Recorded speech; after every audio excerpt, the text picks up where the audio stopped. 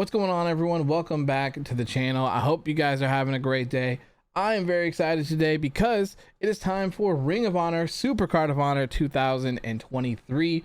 The card looks fantastic. Lots of surprising names on this card as well that I honestly wasn't expecting to see on it. And as always, for these types of videos, I want to hear from you as well. So make sure to leave your match predictions down below in the comments, and maybe if you got something else as well, maybe some surprise debuts, some just surprises in general, maybe some turns, who knows? Let me know down in the comments. I would love to read them all and interact with you guys to talk about the show that's going down tonight.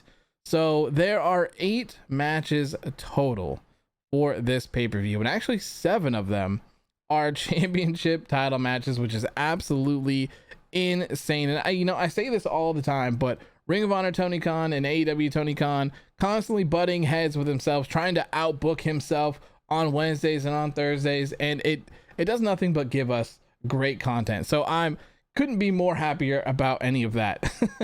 So without further ado, let's go ahead and get into my predictions for Ring of Honor Supercard of Honor 2023. All right, I think it's perfect to start off with the Reach for the Sky ladder match. Now, this match will definitely 100% be crowning Ring of Honor World Tag Team Champions. And if you missed it the other day, Tony Khan announced that they were going to be retiring the current design for them in honor of Jay Briscoe and the Briscoe brothers in general. So, as always, rest in peace to Jay. I'm glad to see the Mark is powering through to this, and I hope that his family is doing well. And also, this Reach for the Sky ladder match is for Jay as well, which is really great to see. And the competitors in this match is crazy. It's really crazy. We have the Lucha Bros, we got Top Flight, we got the Kingdom, we got Aussie Open, and we got LFI all competing in a ladder match to become the new Ring of Honor World Tag Team Champions. Now, honestly, I think that any of these teams could walk out as the champions, and I don't think anyone would complain. I don't think anyone would be mad. The teams are just so good. I could see people saying that maybe Top Flight needs a little bit more time to develop, but also maybe just throwing them off into the deep end and giving them the tag team championships might be a good thing to help progress them a little bit faster. But my pick for this one, I'm gonna go with LFI, and there's a couple of reasons for that. Aussie Open has been pretty prominent on AEW and Ring of Honor TV for a little bit now, but I'm not sure how long they're going to be sticking around for. I would love to see them win the titles, but I just think that they're not going to be around enough. I guess we'll see. Lucha Brothers as well, I think they would be really good picks, but I can definitely see Tony Khan wanting to use them more on the AEW side of things rather than Ring of Honor. And if I remember correctly, he's supposed to be trying to separate the brands and keep the Ring of Honor stuff on Ring of Honor and keep the AEW stuff on AEW. So I'm going to go ahead, and my pick is going to be LFI, Roosh, and Dralistico. I think they're going to be crowned the new Ring of Honor World Tag Team Champions. Next up, we have the Embassy defending their Ring of Honor World 6-Man Tag Team Championships against AR Fox, Blake Christian, and Metalik. Now, this one is going to be pretty interesting as well. So Brian Cage's deal with AEW is supposedly up, and he has agreed to work through Supercard of Honor. So I think this match is going to be it's going to let us know what is actually going on with Brian Cage. If the Embassy retains, I'm going to assume that Brian Cage has worked out some sort of deal with Tony Khan and is staying with the company. If they lose, I'm going to assume that Brian Cage is leaving AEW and Ring of Honor and going somewhere else. With that being said, personally, for me, I really want to see the Embassy retain. I like the Embassy a lot, and I think Brian Cage has been doing extremely well in the past couple of months in AEW and Ring of Honor combined. He works great with Khan and Toa Liana as well, and Prince Nana being their manager is fantastic as well. I think the Embassy is great. And personally, I want to see them retain their Ring of Honor World 6-Man Tag Team Championships in this match. I also feel like it would be really weird to have such like a dominant team lose to like pretty much 3 random people. I mean, I know that they've been kind of building up this trio team since the beginning of Ring of Honor, but to me, it just seems so off, especially with AR Fox working with Top Flight in AEW and stuff, and Top Flight's here in Ring of Honor as well. So like, why not have them for this match as well? You know, so that's another reason why I hope that the Embassy retains. You know, if this match was against like Dalton Castle and the Boys, or maybe LFI with Rush Jorlistico and Preston Vance, or like Rush Jorlistico and Andrade, like that would be great as well. I wouldn't mind, but with the match, the way that it's going and the way that it's set up, I definitely am predicting that the Embassy retain their championships. Next up, we have the only match on the card that is not for a championship. And honestly, it's probably one of the crazier matches on the card that I don't think anyone could have predicted, if I'm being honest.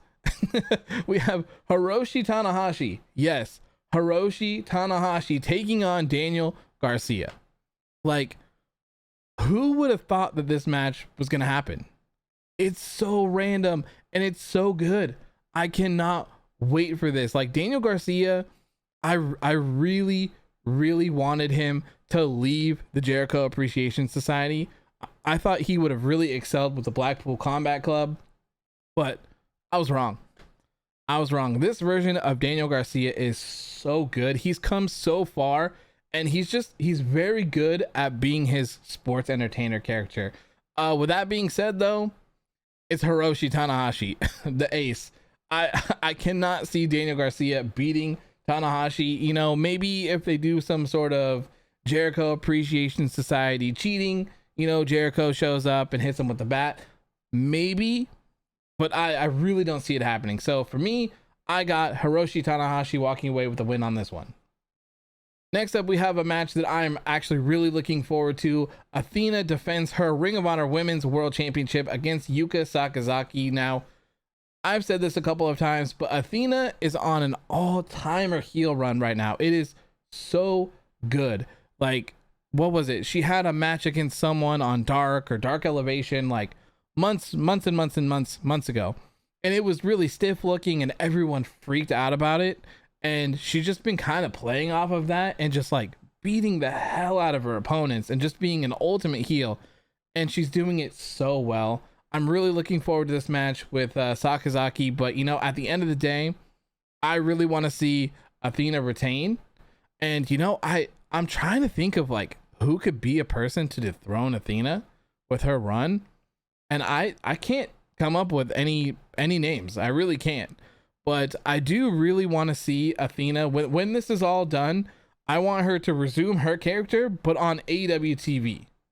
I would love for Athena to become the AEW Women's World Champion, or even like defeating Jade Cargill, becoming TBS champion. I think she could have an all-timer run with a title on AEW programming, and I really want to see it. But like I said, for this match, I got Athena defeating Yuka Sakazaki to retain her Ring of Honor Women's World Championship. This match is probably the craziest of them all. I really don't think anyone could have predicted this one either. We have El Hijo del Vikingo defending his AAA Mega Championship against Komander. Like, what a crazy match. You know, when Komander was in AEW, and someone can correct me if I'm wrong, I'm just going off the top here, but I'm pretty sure that that match that Komander was in, they originally wanted Vikingo for that match, and he wasn't available. So I mean, I guess it worked out in the long run. We got to see Komander do his crazy stuff, and then we also got Vikingo versus Kenny Omega on Dynamite as well, which, as you know, was incredible as well. So it's going to be great to see these guys compete against each other. And I know that they're competing against each other quite a bit this week. If I remember, I think Vikingo and Komander had a triple threat match with like Taurus or something on GCW, and I think they're actually having this match again later down the line, like a week later on GCW as well. So it's going to be crazy. I can't wait to see all the insane moves that both of them do. I can only imagine both of them are going to be running the ropes and diving and flipping everywhere.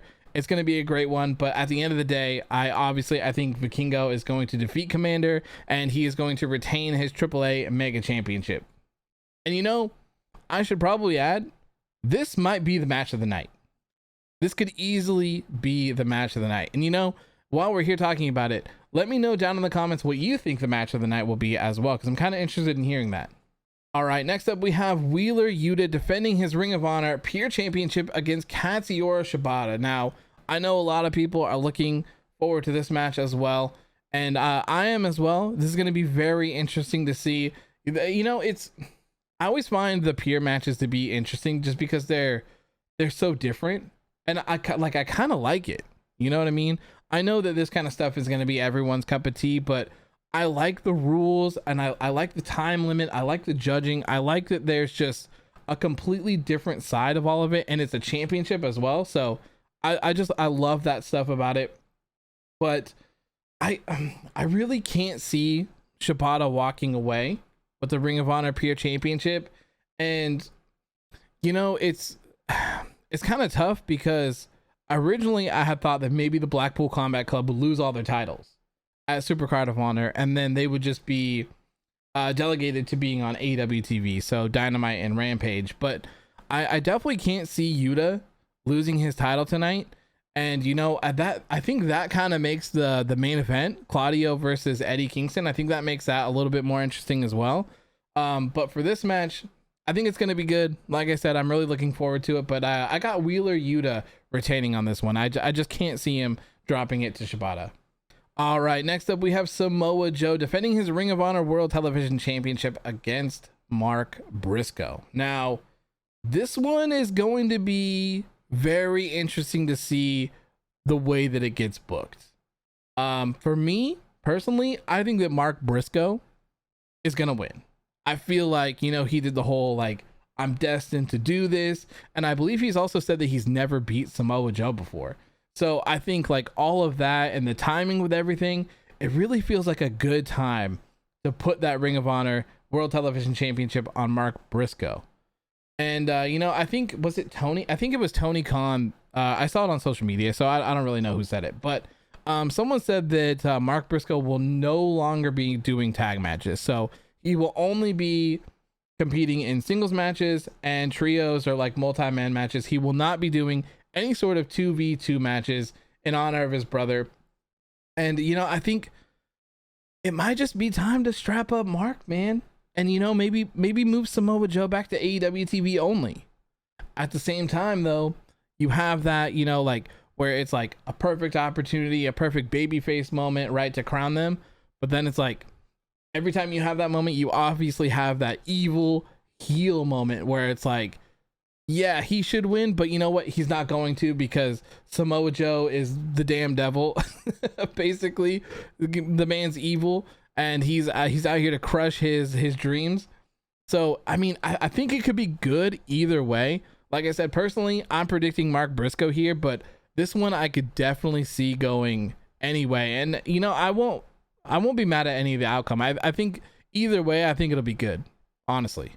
All right, next up, we have our main event, or at least what I'm assuming is the main event for the show. We have Claudio Castagnoli defending his Ring of Honor World Championship against Eddie Kingston.